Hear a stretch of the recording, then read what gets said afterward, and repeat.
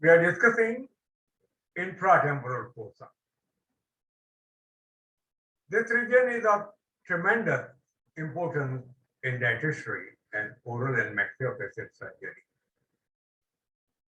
In this part 1A, I will start with the drawing. In subsequent parts, even dissections will be presented, and there will be PowerPoint presentation also.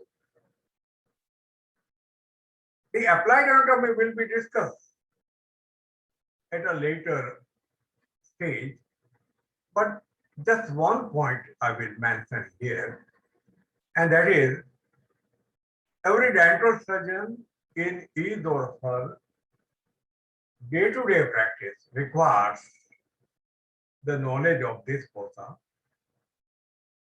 because for the extraction of mandibular teeth, inferior alveolar nerve block anesthesia is required, and it is a blind procedure, but one cannot afford to be blind to the anatomy of the region, and whatever structures are located in the region, one has to look for them with the mind's eye. Then there will be less complication. So for uncomplicated inferior alveolar nerve block anesthesia, sound knowledge of the infratemporal fossa is a necessity. Now I will share the screen and start drawing the region. And here we have the whiteboard. And I start drawing, and I expect that you also draw simultaneously for better understanding.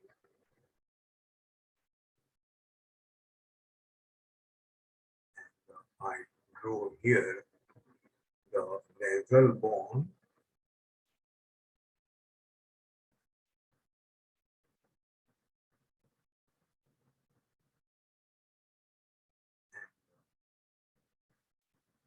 then the maxilla. This is basically anterior nasal aperture. This is anterior nasal spine. I'll put the maxilla in this region, and there the orbit will be there, and I will now draw the outline of the orbit in this location. Here it is. This is orbit. And this is the frontal bone zygomatic process. And I will put the suture there.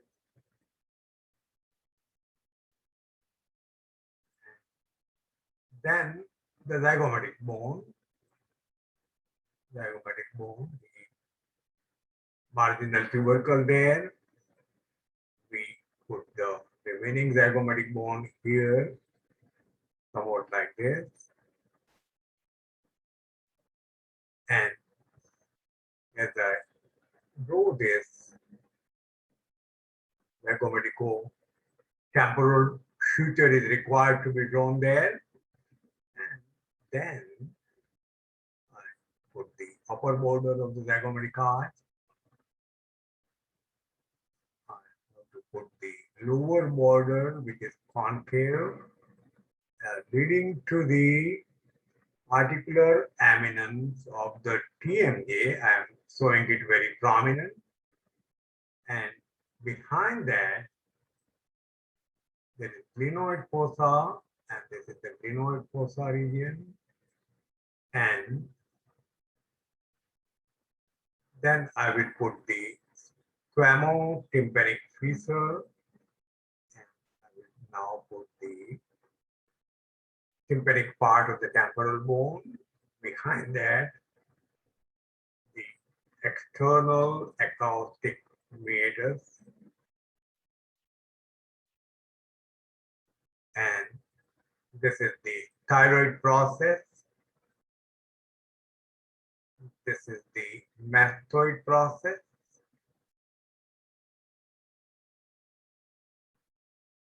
And now we return to the more anterior region, and I put the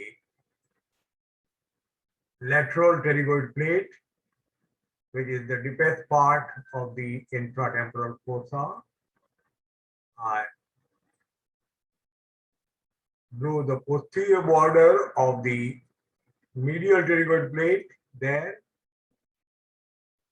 and at the lower end of that there is pterygoid annulus, which I drew like this. And then I take up the pterygopalatine fossa region, pterygomaxillary fissure. This is the maxilla, key ridge region there, and the remaining maxilla I will put here. This is also maxilla, and you can see the junction between maxilla and the pterygoid process of the sphenoid there. Here we expect the first molar, the maxillary first molar, and I just put it there. The second molar behind. Here it is. And third molar may or may not be there. And then I put the mandible. This is the condyle of the mandible in the TMJ region, and here it is. I put the angle of the mandible there. I take the lower border of the mandible there and make a prominent chin here.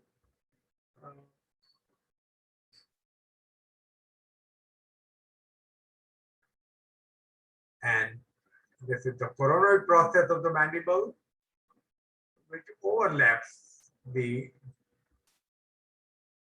lateral pterygoid plate, and this is the mandibular notch. I have shown it very deep, also called sigmoid notch. And here I can put the mandibular first molar. And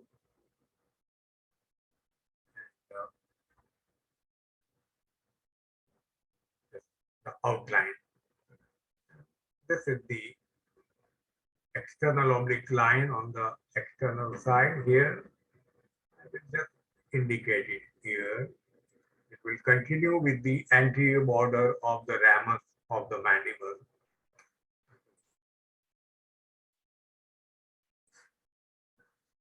And let us put something more here. This is a depressed region, so higher up this will become elevated. So it more elevated like this. Fine. At the back, this is also there. And we can additionally put the nose here. And put the upper lip there. We can put the lower lip in this region.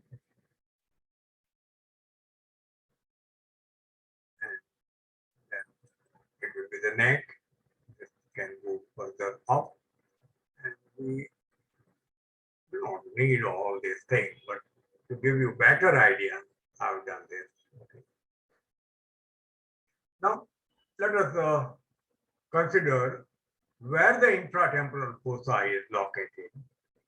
As I complete this zygomatic arch here, this is the squamous part of the temporal bone.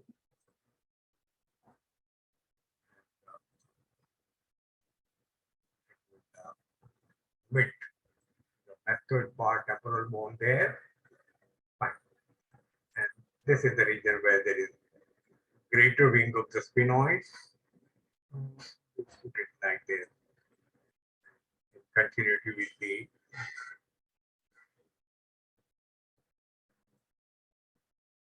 lateral pterygoid plate, but under the zygomatic arch. Somewhere here we can get the pterion where various bones meet, but we don't need that. Okay. Now here, whatever region is below the zygomatic arch, it is infratemporal fossa. Up to the lower border of the mandible. Up to the lower border of the mandible. So the upper limit of the fossa is here.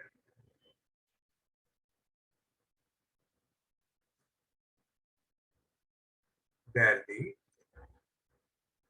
lower border of the zygomatic arch.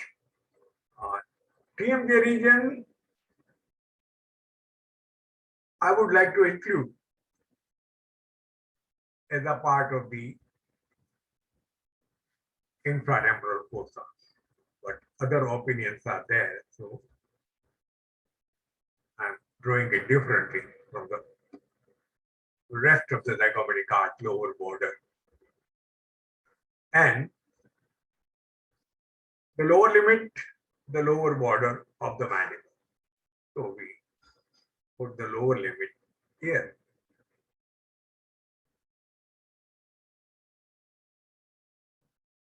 What is the anterior limit? Anterior limit is that key ridge or zygomatico-alveolar crest.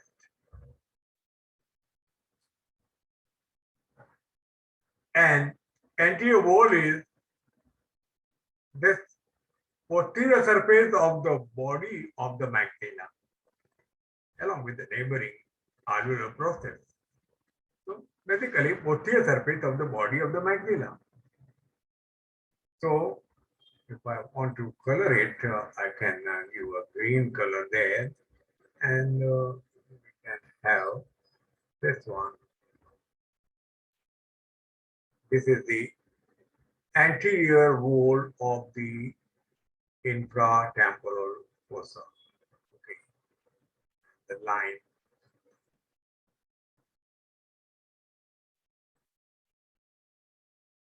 This is anterior wall. Okay.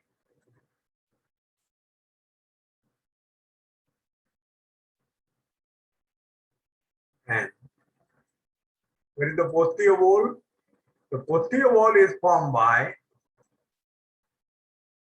3 elements. And I put those elements. Now,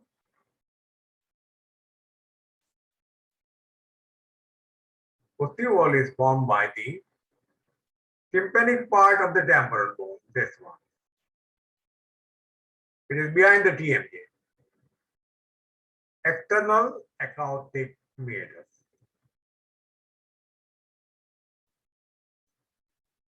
External acoustic meatus. And styloid process of the temporal bone, which may be even 1 each long. This fossa is medial to the ramus of the mandible. So ramus of the mandible forms the lateral wall of the fossa. That's why to dissect and operate on the region, the ramus of the mandible has to be cut. And then one can enter the infratemporal region. This is the lateral approach to the infratemporal fossa. Other approaches are also there. Now I will show you the medial wall of the fossa. It is formed by the lateral pterygoid plate. The roof of the fossa is at the same level as the zygomatic arch. And it's not seen here because it is horizontal, but it is a part of the greater wing of sphenoid. This is the temporal surface of the greater wing of the sphenoid, and horizontally at this level you find the infratemporal surface of the greater wing of the sphenoid. Now, to show that, I will put another diagram here. I will not be able to put it at the same level as shown in this diagram. So I put it here.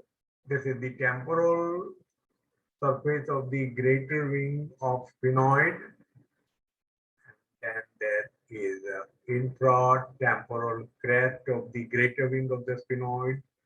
Then there is infratemporal surface of the greater wing of the sphenoid, and that leads to the lateral pterygoid plate. This is the lateral pterygoid plate. Is that it? So this is the roof of the infratemporal fossa, and behind that, where I am putting the dot, the squamous part of the temporal bone also contributes to the roof. This is the squamous part, and there you find the contribution from the squamous temporal. Even the TMJ complete here is squamous temporal. This is all squamous temporal. The roof is formed by the infratemporal surface of the greater wing of the sphenoid and squamous temporal. Floor is formed by no bone. In fact, infratemporal fossa continues with the neck below the level of the mandible. You get it? And to complete the medial wall behind the lateral pterygoid plate, I will require some muscles. So what I will do, I put one pterygomandibular raphe in the location here. I will change the color of that raphe. Let us make it yellow, and I show it here. Pterygomandibular raphe. Going behind the last lower molar. Okay. Going behind the last molar of the mandible region, pterygomandibular raphe. And having done that, I will put the muscle of the cheek, which is the buccinator. So that buccinator will be in this location. I'm drawing the outline here. This is the attachment of the buccinator, and I bring this thicker span in the region covering the molars.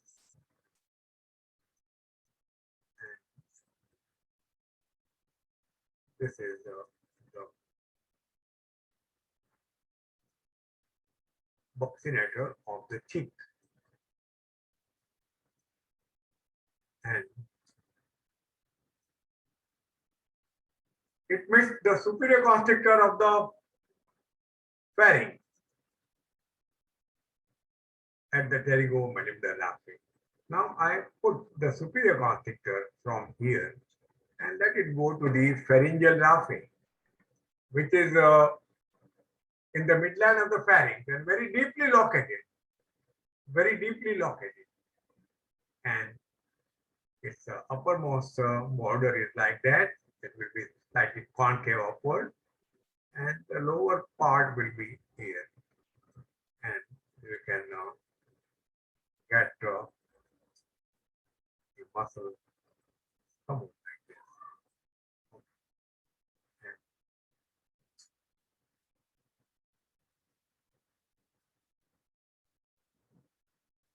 Superior constrictor of the pharynx forms the medial wall of the infratemporal fossa, along with two more muscles which are higher, tensor palatii and levator palatii, two muscles of the soft palate.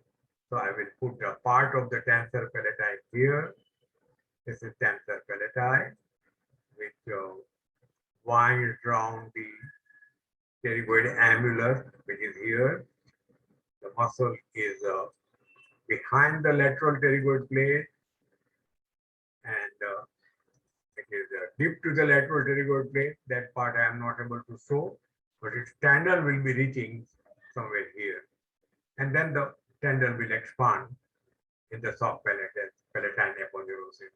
So this is the tensor palatine. And there you find the levator palatine, another muscle. So I show that muscle. It is medial to the tensor palatine, and behind it, it is the levator palatine. And between the two muscles, you find the auditory tube right at the base of the skull in this region. It's a tube, pharyngotympanic tube, which is made up of the cartilage.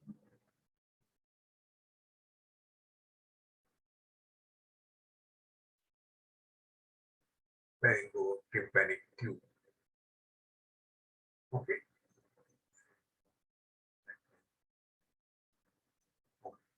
So it's better like that. So now the fossa medial boundary, medial wall is complete.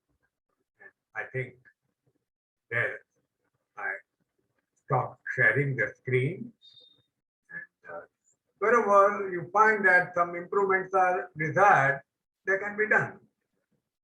I mentioned this is pterygomaxillary fissure leading into pterygopalatine fossa, right? So this is one of the communications of the infratemporal fossa with the pterygopalatine fossa, right? There are several other communications of the fossa, right? Which we'll discuss later. Stop sharing the screen now, and I think there we can end this part 1A, an exercise in drawing the region. I think subsequent parts are also added. You will be able to understand the fossa better. Thank you.